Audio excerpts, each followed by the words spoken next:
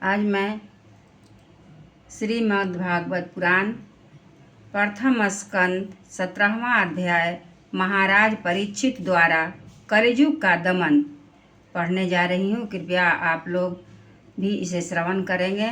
आप लोग को अच्छा लगे तो लाइक ज़रूर करेंगे।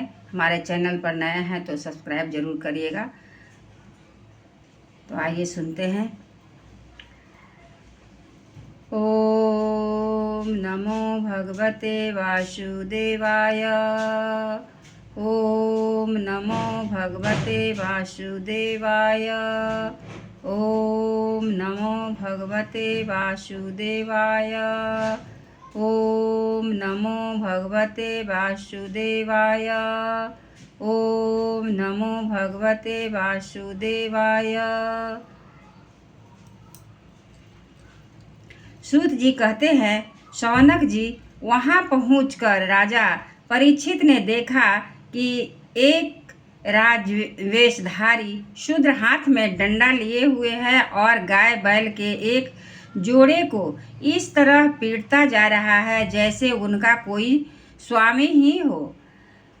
वह कमल तंतु के समान श्वेत रंग का बैल एक पैर से खड़ा कांप रहा था तथा शूद्र की ताड़ना से पीड़ित और भयभीत होकर मूत्र त्याग कर रहा था। धर्मोपयोगी दूध, घी आदि हविष्य पदार्थों को देने वाली वह गाय भी बार बार शूद्र के पैरों की ठोकरें खाकर अत्यंत दीन हो रही थी। एक तो वह स्वयं ही दुबली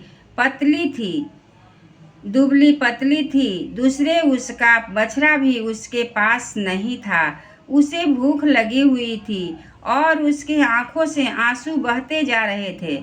स्वर्ण जटिल रथ पर चढ़े हुए राजा परीक्षित ने अपना धनुष चढ़ाकर मेघ के समान गंभीर वाणी से उसको ललकारा, अरे तू कौन है जो बलवान होकर भी मेरे राज्य के इन दुर्बल प्राणियों को बलपूर्वक मार रहा है?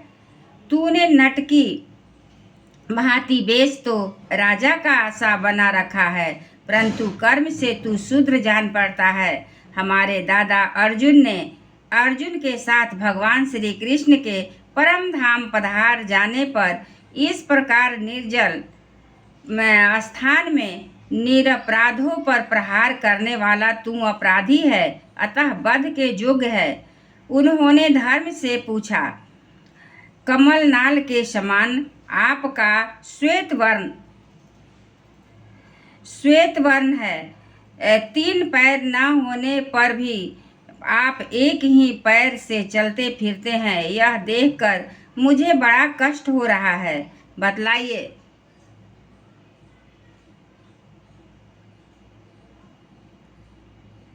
आप क्या बैल के रूप में कोई देवता हैं? अभी यह भूमंडल कुरुवंशी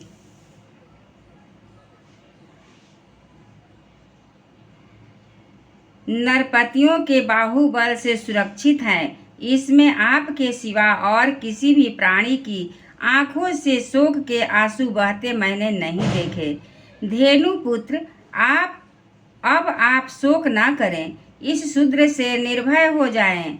गो माता, मैं दुष्टों को दंड देने वाला हूँ, अब आप रोए नहीं, आपका कल्याण हो। देवी, जिस राजा के राज्य में दुष्टों के उपद्रव से सारी प्रजा त्रस्त रहती है, उस मत वाले राजा की कीर्ति, आयु, ऐश्वर्य और परलोक नष्ट हो जाते हैं। राजाओं का परम धर्म यही है कि वे दुखियों का दुख दूर करे। यह महादुष्ट और प्राणियों को पीड़ित करने वाला है, अतः मैं अभी इसे मार डालूंगा। सुरभि नंदन, आप तो 4 पैर वाले जीव हैं, आपके 3 पैर किसने काट डाले? श्री कृष्ण के अनुयायी राजाओं के राज्य में कभी कोई भी आपकी तरह दुखी न हो। वृषभ, आपका कल्याण हो। बतलाइए, आप जैसे निरपराध साधुओं का अंग भंग करके किस दुष्ट ने पांडवों की कीर्ति में कलंक लगाया है? जो किसी निरपराध प्राणी को सताता है, उसे चाहे वह कहीं भी रहे, मेरा भय अवश्य होगा।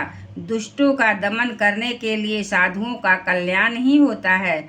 जो उदंड व्यक्ति निरपराध प्राणियों को दुख देता है, वह चाहे साक्षात देवता ही क्यों न हो, मैं उसकी बाजूबंद से विभूषित भुजा को काट डालूंगा। बिना आपत्ति काल के मर्यादा का उल्लंघन करने वालों को शास्त्रानुसार दंड देते हुए अपने धर्म में स्थित लोगों का पालन करना राजाओं का परम धर्म है। धर्म ने कहा, राजन, आप महाराज पांडु के वंशज हैं। आपका इस प्रकार दुखियों को आश्वासन देना आपके योग्य ही है, क्योंकि आपके पूर्वजों के श्रेष्ठ गुणों के ने भगवान श्री कृष्ण को उनका सारथी और दूत आदि बना दिया था। नरेंद्र, शास्त्रों के विभिन्न वचनों के से मोहित होने के कारण हम उस पुरुष को नहीं जानते जिससे क्लेशों के कारण उत्पन्न होते हैं। जो लोग किसी भी प्रकार के द्वैत को स्वीकार नहीं करते, वे अपने आप को ही अपने दुखों का कारण बतलाते हैं। कोई प्रारब्ध को कारण बतलाते हैं, तो कोई कर्म को, कुछ कर्म स्वभाव को, तो कुछ लोग ईश्वर को दुख का कारण मानते हैं। किन्हीं का ऐसा भी निश्चय है कि दुख का कारण न तो तर्क के द्वारा जाना जा सकता है और न वाणी के द्वारा बतलाया जा सकता है। राजर्षि, अब इनके कौन सा मत ठीक है, यह आप अपनी बुद्धि से ही विचार लीजिए। सूत जी कहते हैं, ऋषि श्रेष्ठ शौनक जी, धर्म का यह प्रवचन सुनकर सम्राट परीक्षित बहुत प्रसन्न हुए। उनका खेद मिट गया। उन्होंने शांत चित्त होकर उनसे कहा,